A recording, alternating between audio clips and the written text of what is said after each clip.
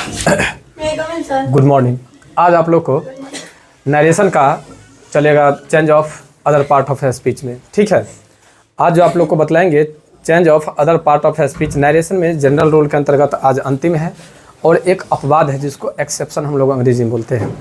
तो एक अपवाद वाले पे भी आज हम लोग डिस्कस करेंगे और क्या कहते हैं change of other part of speech पर हम लोग आज डिस्कस करेंगे। ये दोनों चैप्टर क्लियर हो जाएगा तब हम लोग स्पेशल रूल पर चलेंगे। देखिए नरेशन में आप लोग को धीरे धीरे क्लास को आगे की ओर लेकर के चले, जिसमें आप लोग को सबसे पहले रूल लिखवाए थे। रूल था, ठीक है, जो कौन प्रेजेंट टेंस में है, कौन पास्ट टेंस में है, कब से टू चेंज होता है, कब नहीं होता है। कहाँ है रे तोरा के निंदे में है वो। चलिए तो अभी हम लोग चलते हैं थोड़ा change of other part of speech में, तो आप लोग ध्यान देंगे और एक बार आप लोग जितना अभी तक लिखवा दिए हैं उतना को सुंदर से देख लेंगे, क्योंकि मज़ा अब आएगा नरेशन बनाने में। क्योंकि जनरल रूल के अंतर्गत जितना रूल है आप पूरा क्लियर हुआ, तो अब ना कोई भी क्वेश्चन मिलेगा तो आप लोग रगड़िएगा अच्छा से। अब मान लीजिए change of other part of speech आपको नहीं दिया गया, ये चीज़ नहीं पढ़ाए, अगर इससे क्वेश्चन मिल जाता तो फिर थोड़ा कन्फ्यूजन होता। एक्सेप्शन आपको नहीं पढ़ाते और क्वेश्चन दे देते तो फिर आपको परेशानी होती। तो अब परेशानी नहीं होगी। मज़ा तो तब है जब पूरा नरेशन सीख लेते हैं, एडवांस रूल और जनरल रूल, उसके बाद अगर क्वेश्चन दिया जाता है तो फ्रेंकली बनाते हैं। लेकिन अभी तो हमें समझ है ना जो आप लोग को कहाँ तक पढ़ाए हैं, उसके अंदर में क्वेश्चन देंगे, बनेगा, मन से बनेगा अगर आप लोग मन से पढ़ेंगे तो। वरना पूछेंगे मी किस में चेंज होगा तो कहिएगा फिर मीए में चेंज होगा, जानते ही नहीं तो बताएंगे क्या, ठीक है। तो चलते हैं चेंज ऑफ, ठीक है, अदर पार्ट ऑफ स्पीच पर ध्यान देंगे। देखिए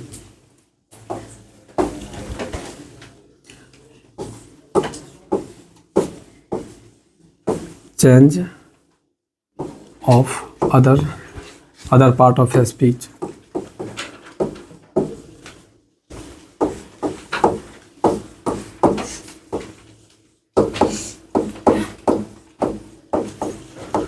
change of other part of speech, ये हुआ आपका चेंजिंग आज वाला में, ठीक है।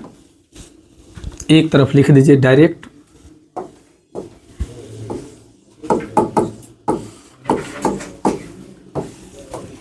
इधर लिख दीजिए इनडायरेक्ट, ठीक है। अब चलते हैं यहाँ से बदलने के लिए। यह है पहले आपको दिस, तो ये हो जाएगा आपको दैट। उसके बाद है, रुकिए,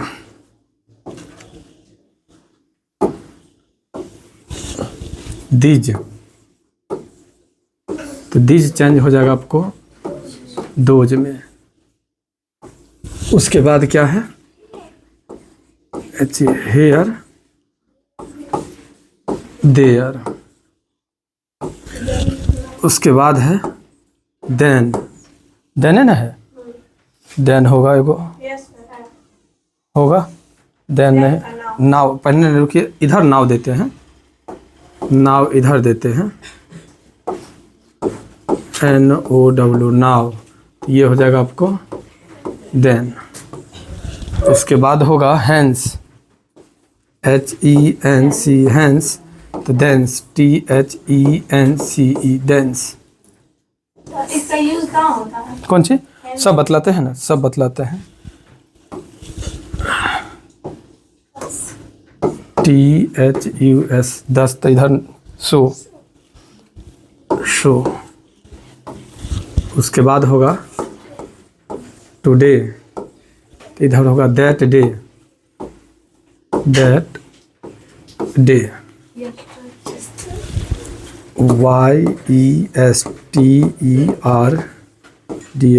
यस्टरडे तो प्रीवियस डे, हाँ। द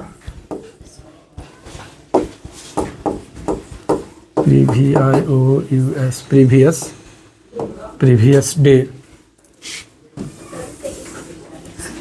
प्रीवियस डे होगा।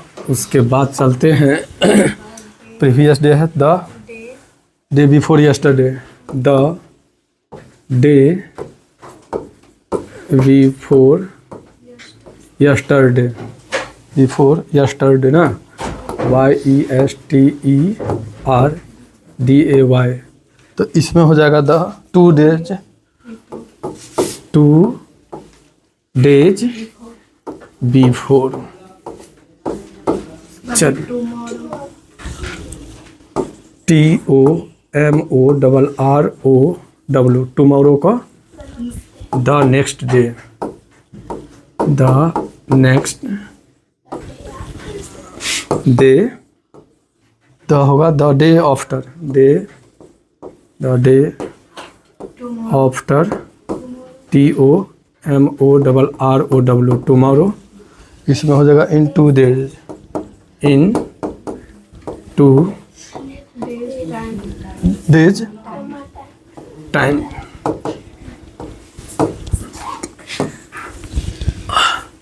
एगो दूगो औरो होगा अभी, नेक्स्ट वीक,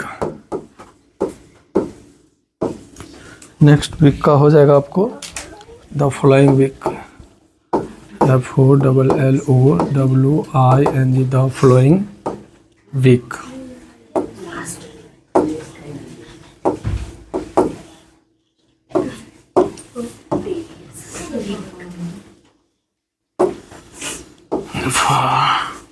द फॉलोइंग ना था,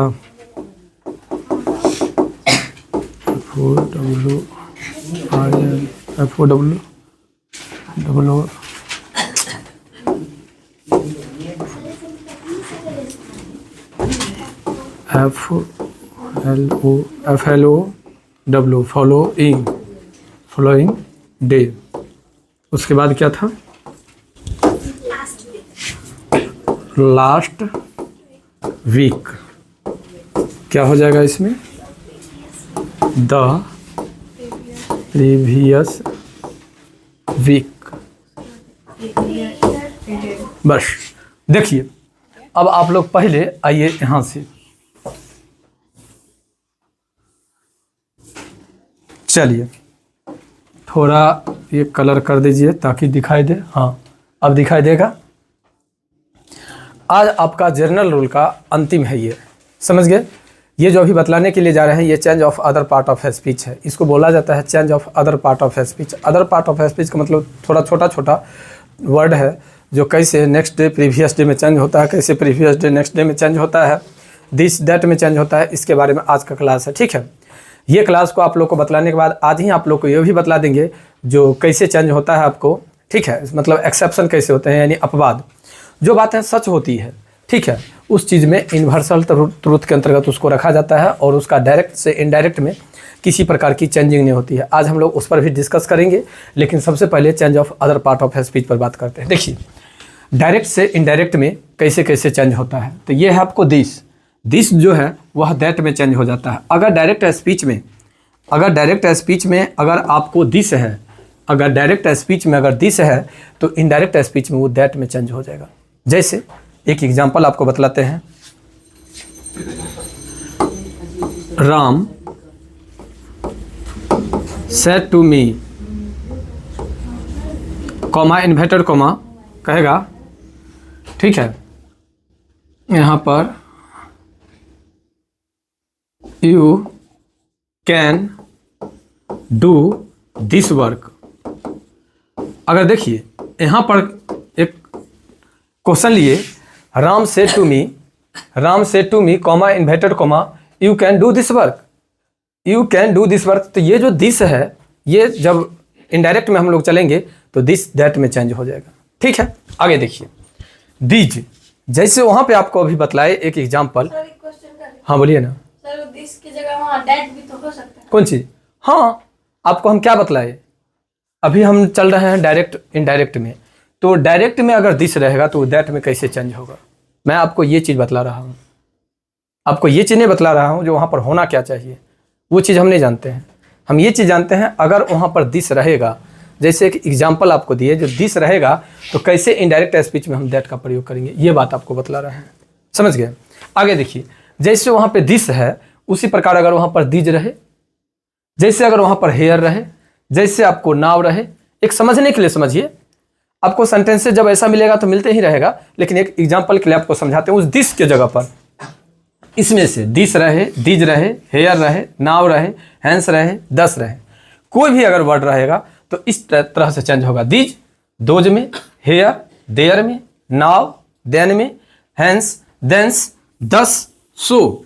उसके बाद है आपको टुडे, TODAY टुडे है, ठीक है, टुडे दैट डे में, और यस्टरडे प्रीवियस डे में, ठीक है। इसमें दुगो होगा, देखिएगा आप लोग, दुगो होगा। प्रीवियस डे जैसे द डे बिफोर यस्टरडे तो 2 डेज, जैसे बिफोर का यस्टरडे कहा तो यानी 2 दिन हो जाता है ना, तो इसको हम लोग लिखेंगे 2 डेज, क्लियर, ठीक है। आगे देखिए, फिर है एक आपको टुमारो, तो टुमारो किस में चेंज होगा? नेक्स्ट डे में, ठीक है। The day of after tomorrow, तो फिर इसमें 2 डे चला जाएगा, क्योंकि आपको वही यहाँ पर भी बतलाया है ना, ऊपर में कहाँ पे देखिए, द डे बिफोर यस्टरडे तो 2 डेज, यहाँ पर है 2 डे, ठीक है।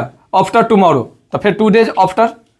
आगे देखिए नेक्स्ट वीक, तो फिर यहाँ पर हो जाएगा following week day, following week होगा, फ्लोइंग वीक, फ्लोइंग वीक होगा, ध्यान रखिएगा। अगर यहाँ पर नेक्स्ट वीक है तो following week, the following week, the यहाँ पर नेक्स्ट वीक, यहाँ पर चेंज हो जाएगा the following week, next week following week, last week the previous week. इसी प्रकार से वीक के जगह पर मंथ रहे, अगर ईयर रहे तो भी ऐसे ही चेंज होगा। ये आपको बुक में मिलेगा। अगर ऑक्सफोर्ड अगर ग्रामर आपके पास है, चाहे लूसेंट है, चाहे KP ठाकुर है, कोई भी हो, तो यहाँ पर आगे आपको बढ़ा दिया है, तो लिखा है लास्ट मंथ, लास्ट ईयर, तो इसके लिए कोई दिक्कत नहीं। अगर लास्ट वीक रहे तो लास्ट यहाँ पर आ जाएगा प्रीवियस वीक, अगर रहेगा लास्ट मंथ तो प्रीवियस मंथ, अगर लास्ट ईयर तो प्रीवियस ईयर, ठीक है। ये जो है यह आपका change of other part of speech है, ये change of other part of speech है। इतना को आप लोग पहले उतारिए। इतना उतारने के बाद आपको एक अपवाद वाला बतला देते हैं। तो कुछ स्टूडेंट आगे वाले गर्ल्स लोग थे, उनका आज प्रैक्टिस भी हो जाएगा, तब सब आदमी को कल सुना जाएगा, फिर हम लोग प्रैक्टिस पर चलेंगे, ठीक है। पहले इसको उतारना चालू कीजिए आप लोग अच्छा से। देखिए change of other part of speech के बाद जो आज एक छोटा सा टॉपिक और बचा हुआ है अपवाद, वो भी हम आप लोग को बतला देते हैं। अपवाद क्या होता है तो ये बात समझिए, नरेशन में हम उसी चीज़ को चेंज कर सकते हैं जो संभव है। जैसे अगर संभव की बात क्या रही, जो हम कह सकते हैं मैं एक टीचर हूँ, तो आप कह सकते हैं हाँ आप एक टीचर हैं, ये बोल सकते हैं तो ये चलेगा। लेकिन अगर हम कह रहे 2 और 2 4 होता है, तो आप नहीं कह सकते हैं 2 और 2 5 होता है, ये कभी नहीं। ये सच है जो 2 और 2 4 होता है। तो जो सच है, जैसे सूरज पूरब में उदय होता है, सब जानता है, तो जब सूरज पूरब में उदय होता है तो ये बात सबको मालूम है, तो इसको क्या कोई कहेगा? सब जानता है जो कर्म ही पूजा है, ये बात जानता है, तो क्या इसको कोई चेंज कर सकता है? नहीं करेगा। तो ये जो हुआ इसका नाम हुआ यूनिवर्सल ट्रूथ, ठीक है। जो चेंज नहीं होता है उसका नाम होता है यूनिवर्सल ट्रूथ। तो आज हम लोग जानेंगे इसी के बारे में। कहाँ गया मार्कर? देखिए लिखेंगे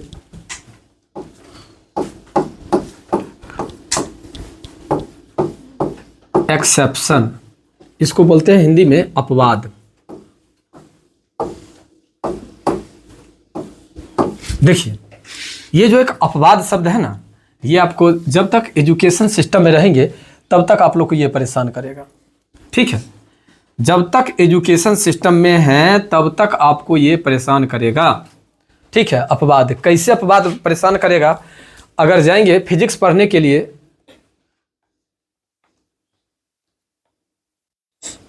अगर फिजिक्स पढ़ने के लिए जाएंगे तो फिजिक्स में अपवाद, केमिस्ट्री पढ़ने के लिए जाएंगे केमिस्ट्री में अपवाद, सब में कुछ ना कुछ अपवाद होता है। देखिए आज ग्रामर में भी हम लोग को कुछ अपवाद पढ़ने के लिए मिल गया। एक्सेप्शन का मतलब होता है अपवाद। और क्या अपवाद होता है सो देखिए,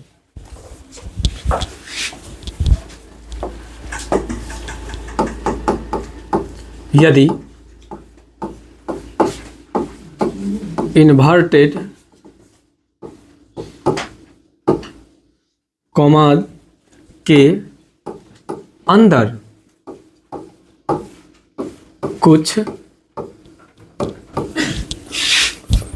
यदि इन्वर्टेड कॉमा के अंदर कुछ ऐसे सेंटेंसेज हो, ऐसे SENTENCE सेंटेंसेज हो जो यूनिवर्सल ट्रूथ हो, यूनिवर्सल TRUTH, यूनिवर्सल ट्रूथ हो तो पास्ट टेंस में रहने पर भी, पास्ट टेंस में रहने पर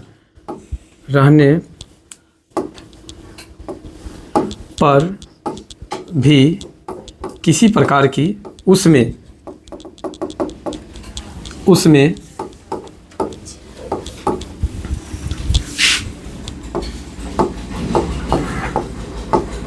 किसी प्रकार की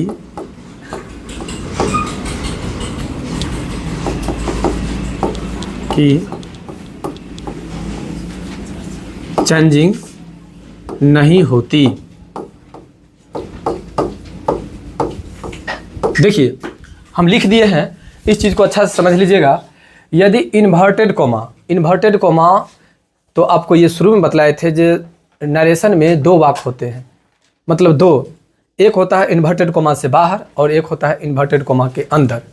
तो मुख्य चीज़ तो चेंजिंग जो होती है वह इन्वर्टेड कोमा के अंदर से ही देख करके, और इन्वर्टेड कोमा के अंदर में ही चेंज होती है। तो इन्वर्टेड कोमा के अंदर में जो कुछ लिखा रहे, अगर उसमें यूनिवर्सल ट्रूथ, संवैधानिक, जो चेंज होने वाला नहीं हो, जैसे 2 और 2 4 होता है, कर्म ही पूजा है, ईमानदारी सबसे अच्छी नीति है, ठीक है, सूरज पूरब में उदय होता है और पश्चिम में अस्त होता है, ये सब बातें अगर लिखा रहे तो ये हुआ आपको यूनिवर्सल ट्रूथ, जो कि सब जानता है, ये चीज़ जो सबको पता हो, जिसमें किसी प्रकार की चेंजिंग नहीं की जाती हो, उसको हम लोग बोलते हैं यूनिवर्सल ट्रूथ। तो यूनिवर्सल ट्रूथ हो तो पास्ट टेंस में, पास्ट टेंस का मतलब क्या, SAID सेड, पास्ट टेंस हुआ, पास्ट टेंस में रहने पर भी उसमें किसी प्रकार की चेंजिंग नहीं की जाती है, ये बात याद रखेंगे, इसी का नाम है अपवाद। ठीक है, हम देखते हैं एक क्वेश्चन। देखिए एक क्वेश्चन लेते हैं यहाँ पर, ठीक है, राम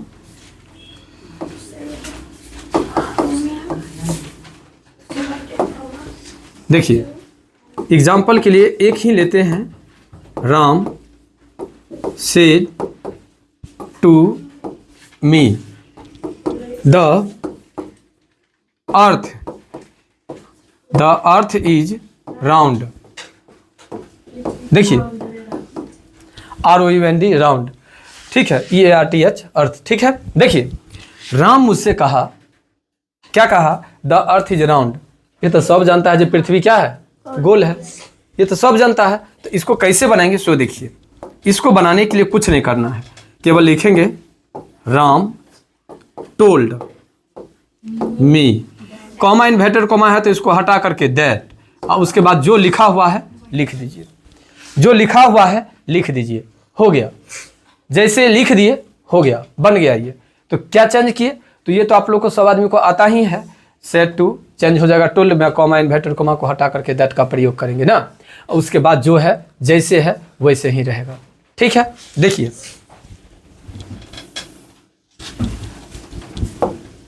अगला देखिए, my mother said to me work is worship, work is worship. ठीक है, मेरी माँ कहती है मुझसे, कही क्या, वर्क इज वर्शिप, कर्म ही क्या है, पूजा है, ये हमारी माँ कहती है। तो अगर सही बात है, अगर कर्म नहीं कीजिएगा तो फल मिलेगा, कभी नहीं। यह हमेशा याद रखिएगा, ज्योतिष भाग्य कुछ नहीं है, अगर आप कर्म कर रहे हैं तो भाग्य को भी आना पड़ेगा आपके घर, केवल कर्म करना है। और कर्म ऐसे नहीं जो हाथ में किताब लिए हुए हैं और ध्यान कहीं और है, कर्म ये होना चाहिए जो ईमानदारी से पढ़ाई होनी चाहिए, ईमानदारी से, अगर ईमानदारी से पढ़ते हैं तो आएगा। ठीक है, और रट्टा कभी नहीं मारिए, रट्टा मारा हुआ नॉलेज आपको बस केवल पास करवा सकता है, टॉप करवा सकता है, लेकिन माइंड नहीं लाएगा। फिर आपका जो सिस्टम है उसी सिस्टम में आ जाएंगे, डिग्री हाथ में रहेगी। लेकिन अगर पढ़े रहेंगे, पढ़ाई किए रहेंगे, अगर समझे रहेंगे तो आप में ऑटोमेटिक विनम्रता आएगी, और विनम्रता आएगी तो दुनिया का जो भी काम हो जो आप करना चाहते हैं उसको मन से करेंगे। ठीक है, तो हमारी माँ कहती है जो वर्क इज वर्शिप, तो इसको कैसे बनाएंगे? अब देखिए, इसको बनाने के लिए माई मदर टोल्ड मी, फिर दैट, और उसके बाद जो लिखा हुआ है फिर लिख देंगे। देखिए किसी प्रकार की चेंजिंग हुई क्या? कभी नहीं चेंजिंग हुई। तो इसी का नाम है अपवाद, इसी का नाम है अपवाद। तो एक बार आप लोग को फिर से बतलाते हैं, आज मेरा जर्नल रोल क्लियर होता है। ठीक है, आपको जो बतलाए हैं ये अभी तक का पूरा देखेंगे और देख करके ज़रूर कमेंट कीजिएगा जो आपको मेरा क्लास कैसा लगा। ठीक है, फिर हम अपने आप में अगर कुछ हुई कमी तो हम उसमें सुधार करने का कोशिश करेंगे और आप लोग के बीच में एक नया नहीं, बेटर नहीं, बेस्ट लेकर के आएंगे। तो ज़रूर बताइएगा। ठीक है, फिर मिलते हैं आप लोग को स्पेशल रोल के साथ अगला क्लास में।